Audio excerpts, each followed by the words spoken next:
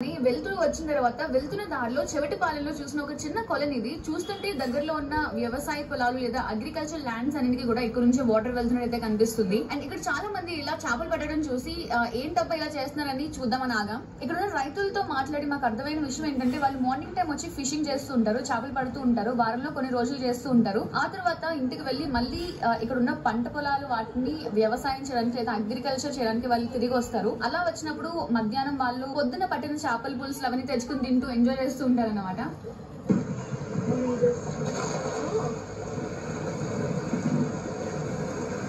చూస్తుంటే పెద్ద చేపలు ఏం దొరకట్లేదు కానీ చిన్న చిన్న చేపలు చాలా ఎక్కువ దొరుకుతున్నాయి. పక్కి ఇంకా బొమ్మిడాల చేపలు అయితే చాలా దొరుకుతున్నాయి. చూడడానికి పాములో ఉంటే బొమ్మిడాయ చేపలు వినడమే కానీ ఫస్ట్ టైం అయితే చూస్తున్నాం. అంటే స్నేక్స్ పాము